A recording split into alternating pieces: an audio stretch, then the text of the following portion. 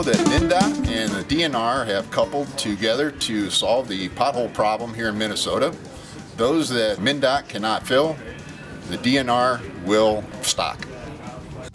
I think there's about enough craters in the road to make it feel like you're, moon traveling. We can't fill the pothole. For if we try to fill the pothole, we're just trying to take away from that void in our soul.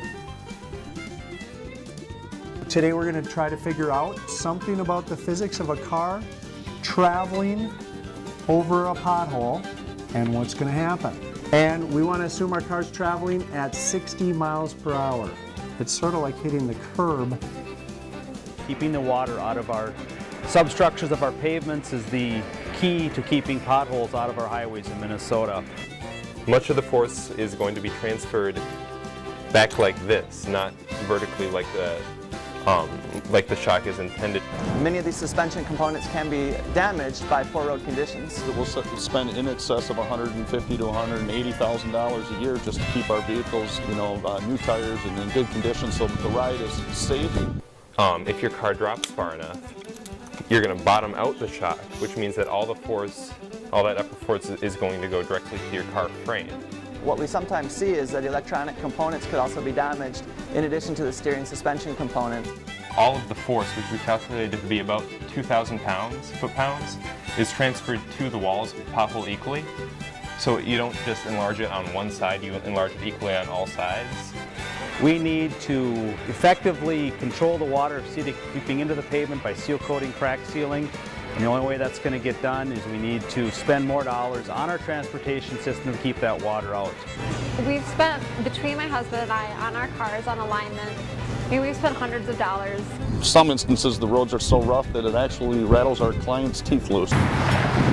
Okay, hitting a pothole on a motorcycle can be pretty treacherous. It can easily puncture your tire, bend your rim, blow the seals in your front end, throw the rider. Once you're fixing potholes, the road is gone.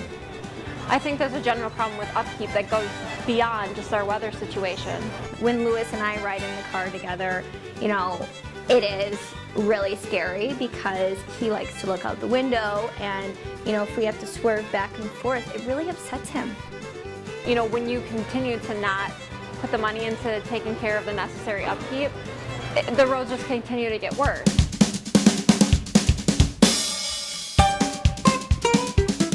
A woman from Becker, Minnesota is lucky to be alive after an 11-pound chunk of concrete hit her car as she was driving on I-35 south of Duluth. Another car hit a pothole which put the piece of concrete into her windshield.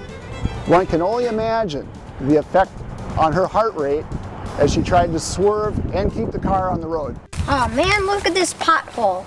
Yeah, another problem we have to fix.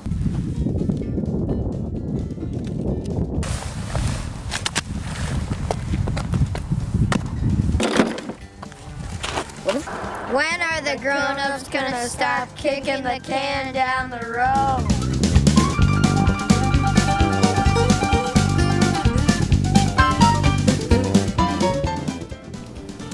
I'm Margaret Donahoe, the Executive Director of the Minnesota Transportation Alliance. The bottom line here is that our aging roads are falling apart because we're not putting enough money into maintaining them.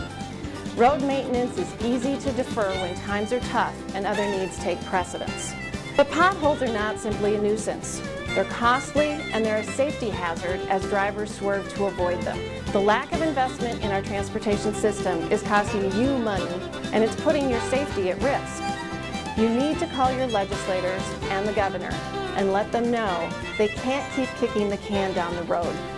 It's time to get people back to work fixing our transportation system before it gets even worse.